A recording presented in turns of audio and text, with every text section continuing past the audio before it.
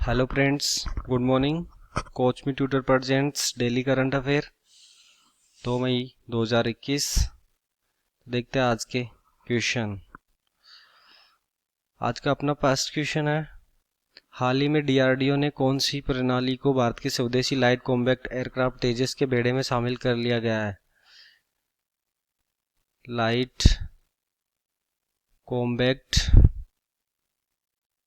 Aircraft तेजस। तो अपने जो तेजस लाइट कॉम्बैक्ट एयरक्राफ्ट तेजस है, इसमें किस प्रणाली को अभी अभी रिसेंटली ऐड किया है?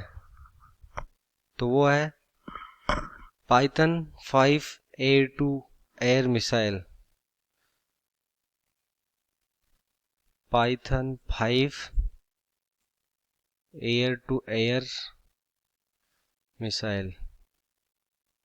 तो ये याद रखना, ये टेक्निक इजराइल से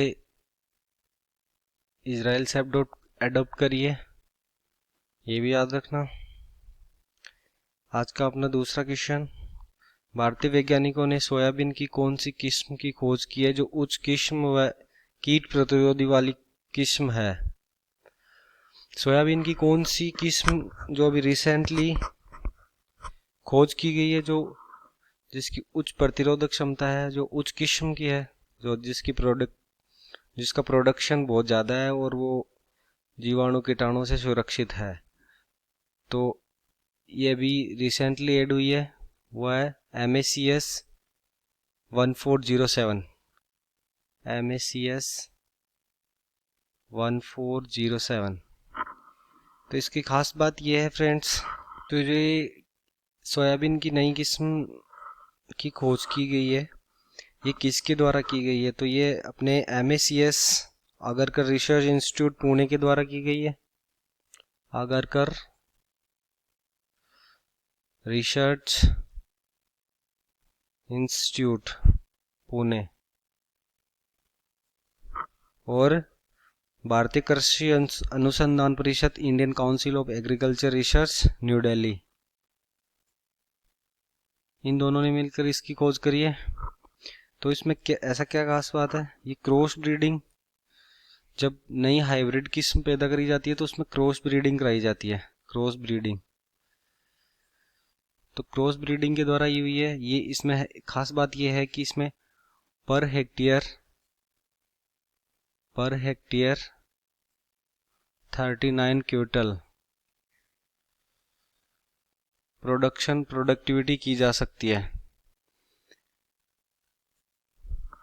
और एक और इसकी खास बात यह है कि ये वर्षा आधारित, जहाँ पे जिस क्षेत्र में वर्षा ज़्यादा होती है वहाँ के लिए उपयुक्त है।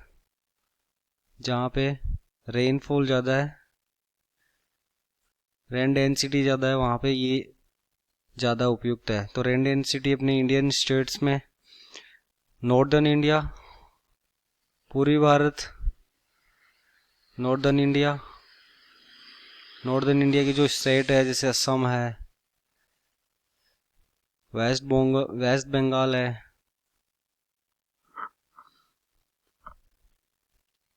छत्तीसगढ़ है,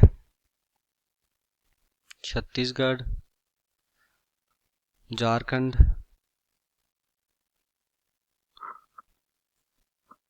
तो ये इन राज्यों के लिए उपयुक्त है। इसको वर्षा की मात्रा की ज़्यादा ज़रूरत है और इन क्षेत्रों में वर्षा काफ़ी होती है, तो ये यहाँ पे उपयुक्त है। इस स्थान पे इसकी पैदावार ज़्यादा होने की संभावना है, तो ये याद रखना। आज का तीसरा नंबर क्वेश्चन है, महाराष्ट्र और गुजरात राज्य का स्थापना दिवस कब है? तो महाराष्ट्र एंड गुजरात आज़ादी के समय, आज़ादी के बाद 1956 तक, और जहाँ तक ये दोनों अलग नहीं होते तब ये दोनों पहले एक ही स्टेट था, तो भारत की रियासत थी, भारतीय रियासत। तो ये पूरा एक ही क्षेत्र था, लेकिन 1956 में एक आयोग गठित हुआ, भाषाई आधार पर राज्यों का गठन। राज्यों का गठन 1956। इस आयोग के द्वारा 1 मई 1960 में महाराष्ट्र और गुजरात दो अलग अलग राज्य बन गए, तो 1 मई को इनका स्थापना दिवस हो गया। नेक्स्ट क्वेश्चन, हाल ही में कोविड-19 महामारी के दौरान नियमित टीकाकरण में शामिल नहीं होने वाले बच्चों का गर्भवती महिलाओं को कवर करने के लिए कौन सी योजना शुरू हुई है? तो ये चिल्ड्रन व प्रेग्नेंट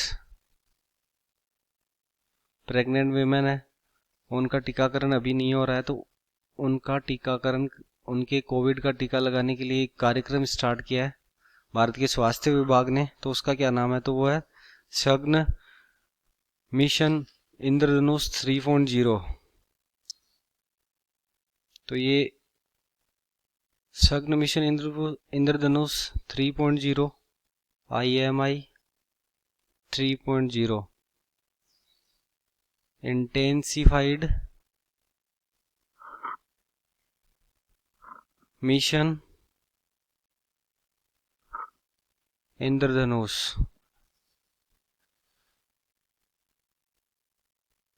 3.0। तो ये नया कार्यक्रम चलाया गया है जिसके अंदर जो नवजात शिशु या छोटे बच्चे हैं तथा प्रेग्नेंट वुमेन्स है, उनका कोविड टीकाकरण बाद में किया जाएगा। तो ये स्कीम है, ये UIP स्कीम है, universal immunisation programme, universal immunisation programme. तो ये प्रोग्राम जो अपने sustainable SDG sustainable development goal प्राप्त करने के लिए ये बहुत प्रमुख है, महत्वपूर्ण है, जिसके अंदर ये टीकाकरण कार्यक्रम चलाए जा रहे हैं। तो SDG 2030 गोल प्राप्त करने के लिए स्वास्थ्य विभाग द्वारा जो महामारियां हैं, जो बीमारियां खतरनाक, उनके लिए टीकाकरण कार्यक्रम चलाया जा रहा है। तो इसी के अंदर इंटेंसिफाइड मिशन इंद्रधनुष 3.0 शग्न मिशन इंद्रधनुष 3.0 प्रारंभ किया गया है। तो मिशन इंद्रधनुष के बारे में जानकारी देता हूँ। मिशन इंद्रधनुष मोदी गवर्नमेंट द्वारा 2017 में स्टार्ट किया गया था। 2017 पहला, मिशन इंद्रधनुष सेकेंड, ये 2019 से 20 स्टार्ट किया गया था, और थर्ड 2021 में। देखते हैं आज का थर्ड क्वेश्चन, भारत में विभिन्न देशों में कोविड वैक्सीन आपूर्ति करने हेतु कौन सी पहल शुरू की गई है? भारत, इंडियन गवर्नमेंट के द्वारा जो अदर कंट्रीज है उनमें वैक्सीन सप्लाई करने के लिए जो स्कीम, जो योजना पहल शुरू की गई है वो है वैक्सीन मैत्री।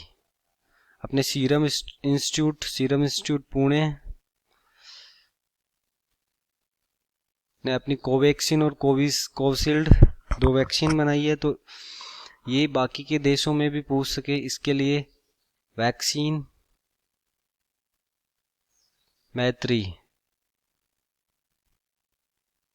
ये स्टार्ट किया गया है कि बाकी देशों में भी वैक्सीन पूछ सके और ज़्यादा से ज़्यादा लोगों की हेल्प हो सके। क्वेश्चन नंबर 6, हाल ही में चीन ने कौन सा स्थायी अंतरिक्ष स्टेशन का एक मानव रहित मॉडल लॉन्च किया है?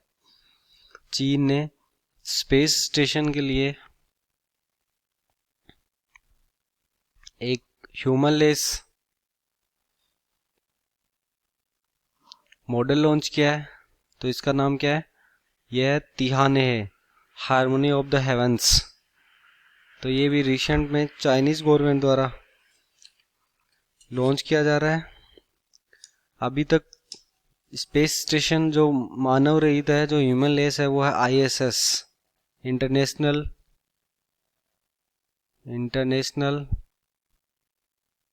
स्पेस स्टेशन, ये ऐसा कारनामा पहले ही कर चुका है, तो चाइना भी अब ये लॉन्च कर रहा है। तो ये है A option, 93 harmony of the heavens, ये याद रखना। और ये किसके द्वारा लॉन्च किया जा रहा है? ये रॉकेट लॉन्ग मार्च, रॉकेट लॉन्ग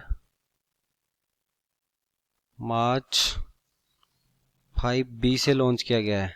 चाइना का स्पेस स्टेशन है जिसे ये लॉन्च किया गया है। देख से आज का अगला क्वेश्चन, क्वेश्चन नंबर 7, किस राज्य के वेलाचेरी में बने प्रसिद्ध मिट्टी के खिलौनों के लिए भौगोलिक संकेत, geographical indication, geographical tag, GRAPH, geographical indication, जिसको GI टैग बोलते हैं, तो ये किसको, कौन से स्टेट के द्वारा भी, कौन से स्टेट के जो खिलौने प्रसिद्ध है उनको मिला है? तो ये तमिलनाडु स्टेट, तमिलनाडु, कैपिटल चेन्नई, ये भी याद रख लेना साथ साथ। नेक्स्ट क्वेश्चन, आयुष्मान भारत दिवस कब मनाया गया? आयुष्मान भारत दिवस रिसेंटली 13 अप्रैल को मनाया गया था, ये भी याद रखना। Question number 9, Bajaj auto company के नए अध्यक्ष कौन बने? बजाज के पूर्व अध्यक्ष राहुल बजाज